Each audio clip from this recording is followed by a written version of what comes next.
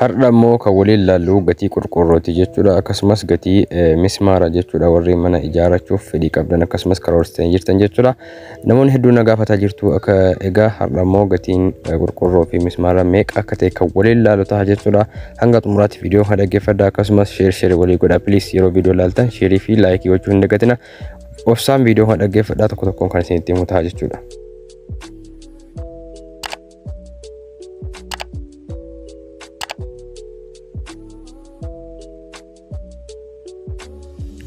السلام عليكم ورحمة الله وبركاته. دعوة تكية كبجمو كم جرتن نجا كيسني هرداس فيديو هارال أندي بيرفيتين جرا إجا كم بيتنا سرتي أودي فنو لي أداتي كان نسنيف كودي جرا مرة هرداس فيديو هارال أندي فيتين جرا نمني من إجا وري من إجا رشوف كارور سنجرتن نكسو مسجتي ميشالك برو بربادن جرا أودي فنو أكزي كزي وانا سنيف كودوف إسن يرومنا نولينتا حملنا فتحوا إندقتنا لايك شير قشونا جبيسا سنجرا هرداس كم إرجسي فيديو هارال أندي فيتين جرا inni asammotu gatii mismaaraa fi qorqorroo kan torban kanatti jechuudha.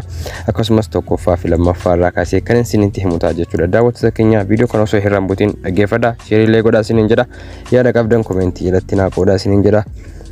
Kabajamtoota daawwattoota keenya egaa gama ajandaa har'aatti yoon darbu qorqorroodha kanaanis qabadhe isiniif dhufe. Gatii qorqorroo inni tokkoffaan jechuudha. Yeroo ammaa kana akka magaalaa kanaatti kan naannoo biraa hin beeku akka magaalaa kanaatti tokkoon qorqorroo birrii 500 kan gurguramaa jiru jechuudha. Birrii 500 kan gurguramaa jirudha jechuudha. Tokkoffaan qorqorroon jechuudha. Lammaffaan ammoo qorqorroo axiriitii jechuudha. Axirii yookaan dallaaf kan ta'u jechuudha. Dallaa gibbii qorqorroo naannessuuf warri barbaadan jechuudha. Inni ammootu birrii 470 jechuudha. 470 kan gurguramaa jiru. Daawwattoota kiyya an akka magaalaa kanaatti hundaa'etan isinitti himaa jira malee akka Itoophiyaa hunda bakka bu'eetii miti diqqa taqayyamuu dandeessa kan dandeenye jechuudha barbaadetanii. Kanaaf egaa namoonni qorqorroo ijaarrachuu barbaadan hisaaba kanaan 500 asabdanii mana tokko ijaaruuf mana nagaa jettanii kan qorqorroo fi mismaara lafa kaachuu hin dandeessu isiniin jira. Fakkeenyaaf mana 9-8 ijaaruu yoo barbaadan jechuudha. Mana 9-8 tokko jechuun qorqorroo lookii 85 fudhata. Lookii 85 kana immoo 500 yeroo baay'iftan meeqa akka dhufu isinuu tilmaamoo fi isin rakkisu jechuudha. Tokkoon qorqorroo birrii 500 jechuudha.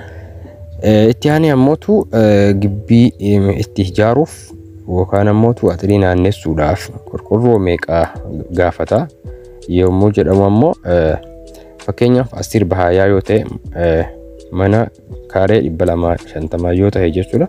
Hanga qorqorroo lookii 40 olii isin gaafachuu danda'a jechuudha. Kan itti aanu ammootu gatii mismaaraati jechuudha. Mismaarri bakkeettiin 10 yookaan abbaan quxurii 10 qarshii 800 kan gurguramaa jiru yeroo ammaa jechuudha. Gama mismaara bibbicuutti yoo deebiin ammootu isii kan qorqorroo jechuudha. Mismaara isii jaantilaa jedhamti. Isii baarameetaa mataarraa waa qabdu jechuudha. Isiin ammootu tokkoffaan isii birrii 750. Lammaffaan isii ammootu birrii 700 gurguramaa jira jechuudha. Kana jechuun garaagarummaa birrii 50 qaba jechuudha. Kabajamtoota daawwattoota kiyya egaa namoonni hedduun na gaafataa turtan kana fakkaata. Gabaabumatti mana tokko ijaarrachuuf yoo karoorsitanii jirtan haalan isin itti himu kanaan hisaaba gootanii isiniif ni gala jedheetii yaada. Kanaaf viidiyoo kana sirriitti dhaggeeffadhaa akkasumas obboloowwan keessaniif sheerii godhaa. Maaliif akka irra deddeemanii nan gaafanneef an odeeffannoo akkasii waan isiniif maxxansuuf yeroo fillee irraa fayyadamaa taatanii waan kana isin xaqqame jechuudha. Obboloowwan keessaniif illee sheerii godhaa. Maaliif nama hedduutu waan akkasii odeeffannoo akkasii information akkasii gaafachuuf yookaan dhaggeeffachuu barbaada jechuudha. Kanaafiyyuu sheerii waliif godhaa isiniin jira. Gabaabumatti qorqorroon 500 kan gurguramaa jiru jechuudha. Mismaarillee 800 750 jira 700 jira jechuudha. Kanaaf kan salphumatti odeeffannoo waa'ee ijaarsa manaa warri barbaadan asirraa argattu kun YouTube keessan YouTube waa'ee siyaasaa osoo hin taane YouTube waa'ee odeeffannoo adda addaati jechuudha. Keessattuu odeeffannoo maxxansu kun warra biyya alaa jiran sirriitti dhibbaan dhibbatti ni fayyada. Maaliif odeeffannoo sirrii argachuuf baay'ee rakkattu warri biyya alaa jirtan nin beeka. Kanaafiyyuu odeeffannoo sirrii ta'e kan qulqulluu ta'e jechuudha. Sobarraa bilisa kan ta'e argachuudhaaf akkasumas sirriitti akka isin fayyaduutti kan isinitti himu ta'a waan ta'eef isin yeroo mara asirraan na hordofaa. Yaada qabdan ajatus gaaroomus komentii jalatti naa barreessaa isiniin jedha. Salphumaan odeeffannoo bittaa fi gurgurtaa meeshaalee ijaarsaa YouTube kan irraa argattu simmintoos ta'ee jiipseemii waan adda addaa jechuudha. Gara fuulduraattis waan isin fayyadan hedduu kan qabadhee dhufu ta'a. Kanaaf like share godhaa isiniin jedha. Akkasigaa kabajamtoota daawwattoota kiyya viidiyoo kanarraa barnoota guddaa akka argattan akkasumas akka irraa fayyadamaa taatan abdiin qaba. Isinis akkana galateeffatan abdiin qaba. An odeeffannoo dhugaa ta'e qofan isiniif maxxansa. Jecha komentii jalatti waan taane barreessinaa. Yaada gaarii na barreessaa. Waan isiniif dhiyaatu akkasumas waan gaaffii isinitti ta'e hedduutu barraa jira. Isas argaatiin jira. Walitti qabeetiin kan isiniif dhiyeessu ta'a jechuudha.